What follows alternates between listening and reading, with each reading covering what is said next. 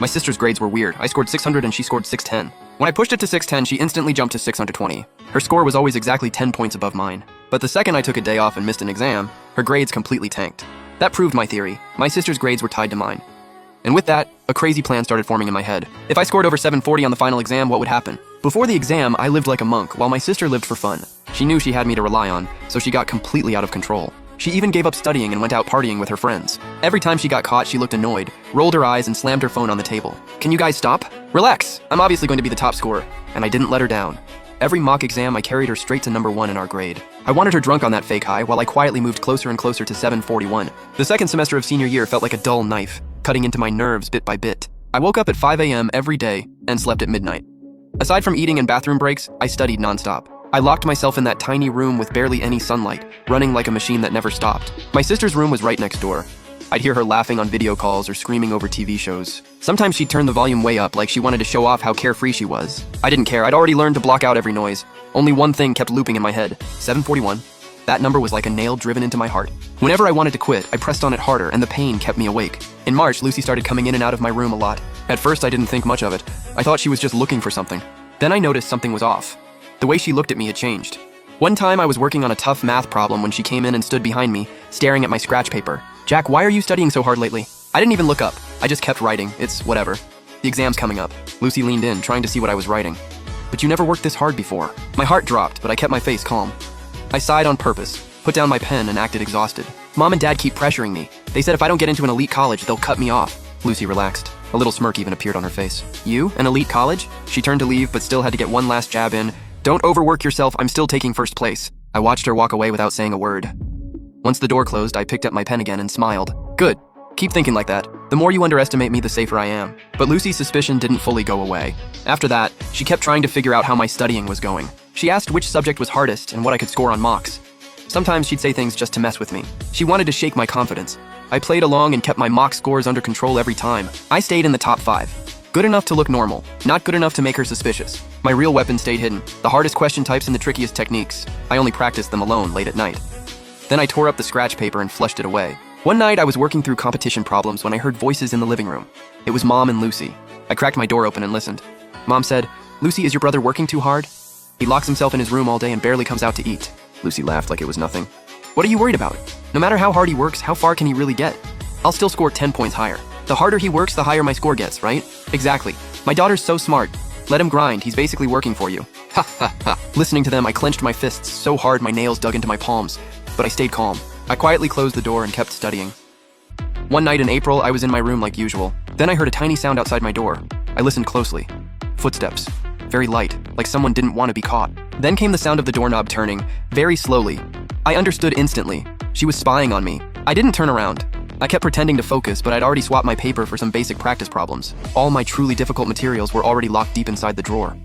The door opened a tiny crack. Out of the corner of my eye, I saw half of Lucy's face. She was looking at my desk. I sighed on purpose and muttered to myself, "How did I get this one wrong again? This is so hard." Then I closed my notebook and put my head down like I was taking a break. The door quietly shut. The footsteps faded away.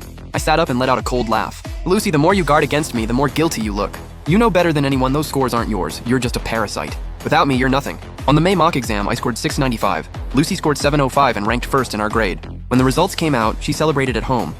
My parents fussed over her and said she made the family proud. The whole dinner table was filled with her favorite food. I sat in the corner, eating quietly like I didn't exist. Dad put down his chopsticks and looked at Lucy with pride. "Lucy did great this time. Keep this up and the final exam is locked in. My daughter really is smart. Just look whose genes she got." Mom chimed in too, her voice full of pride she couldn't hide. Lucy looked at me smugly, a mocking smile on her face. "Jack, you'd better try harder. Don't fall too far behind me or Mom and Dad will look bad." I gave a small response and kept eating. I didn't argue, but inside I laughed. Enjoy it.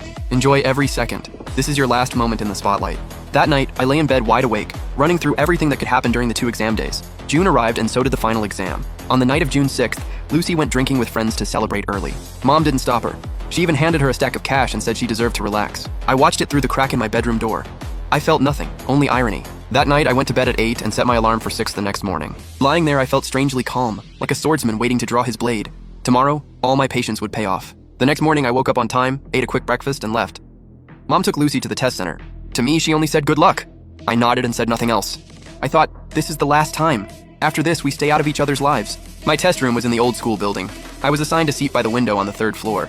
Sunlight came right through. I sat down, lined up my supplies, took a deep breath, and closed my eyes. Jack, you've waited 18 years for this day, don't lose. The language exam bell rang and I opened the paper.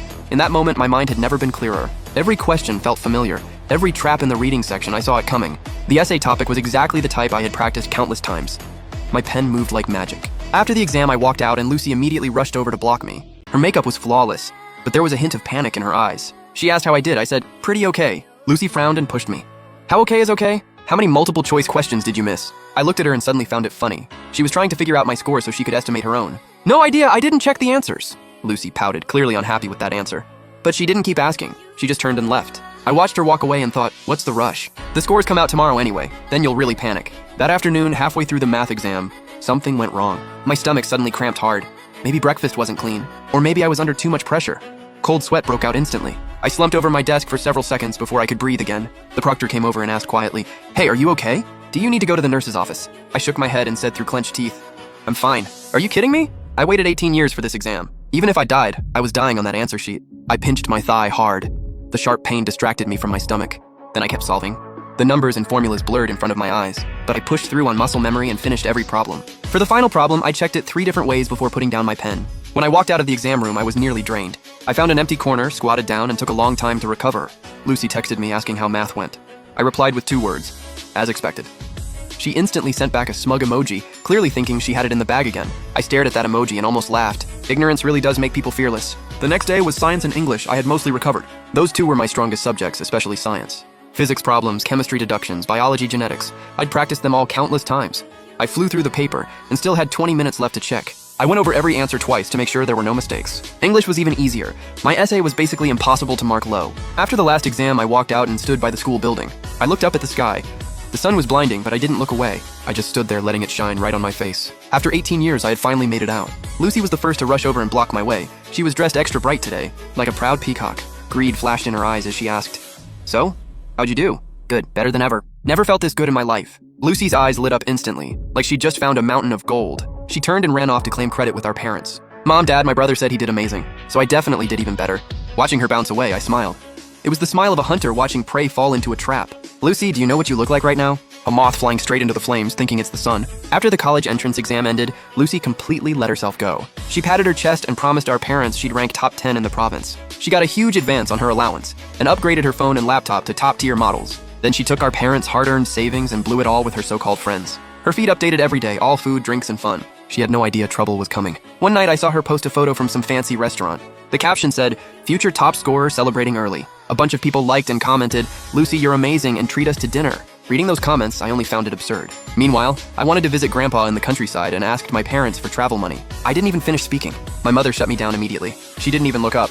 Her tone was dismissive. Visit who? We don't have money. Can't you see Lucy needs money? I looked at her self-righteous face and felt sick. They gave me nothing but spent like crazy on Lucy. Those were my parents. My father sat on the couch watching TV and added without even turning around, if you want to go, figure it out yourself. Don't expect anything from this family. I didn't say another word. I turned and went back to my room. Early the next morning, I went out and found a brick hauling job at a construction site. The sun was brutal, burning so hard it made me dizzy. But I gritted my teeth and worked half a month to save enough for the trip and gifts for Grandpa. Those 2 weeks were some of the hardest days of my life. By the end, I had saved over 1,000 yuan, enough for round-trip fare and supplements for Grandpa. The day scores came out was also Lucy's 18th birthday party. To crown what she thought would be her greatest moment, she threw an insanely lavish banquet. Every aunt, uncle, cousin, and my parents' co-workers and bosses were invited. The banquet hall was filled with non-stop praise. A distant relative came up to my father with a glass of wine, grinning from ear to ear. Tom, your family must be blessed. Both twins are so successful. Another relative chimed in, her voice carrying a bit of meanness. The son only knows how to study. He's not thoughtful. Lucy is the sweet one. Great grades, quick mind, she's 100 times better than her brother. The younger relatives crowded around Lucy like she was a star. One cousin was so jealous her eyes practically turned red. Lucy, you're incredible. You'll have an offer from Tsinghua or Peking University in one hand, and a handsome boyfriend on your arm. You're basically winning at life. Hurry, what time can you check scores? We want to witness history. Don't rush. If you're among the top in the province, the admissions offices will call early to fight over you. As soon as she said that, a phone actually rang. But it wasn't hers. It was mine. Under everyone's stunned gaze, I answered call after call. Tsinghua's admissions team, Peking University's office, and teachers from other top schools. I thanked them politely and said I'd think it over carefully. Lucy's eyes nearly popped out as she stared at her silent phone. Trying to save face, she forced out one sentence through clenched teeth. The best always comes last. Finally, the score portal opened, and everyone urged Lucy to log in. I quietly opened the results page in the corner too. Even though I was confident, my palms still started sweating at that moment. My mother turned to me first and asked casually what I got. I held up my phone and said calmly, "I got 741. The whole room erupted. I held back the wild joy crashing through my chest. I did it. I really did it. My mother froze for a second, then gave me a stingy nod without another glance. Then she rushed straight to Lucy, her voice shaking with excitement. Quick, Lucy must be even higher. Lucy was surrounded so tightly she had nowhere to hide. With trembling fingers, she tapped confirm. The next second, her face froze. Her expression looked like she'd swallowed a fly. On the screen were 3 bright red numbers. 751. Lucy's voice was shaking. The room went dead silent. One clueless, distant relative was still blindly praising her. Wow, 751. That's 10 points higher than her brother. Lucy really is a genius. If I remember right, isn't the full score only 750? The whole room froze.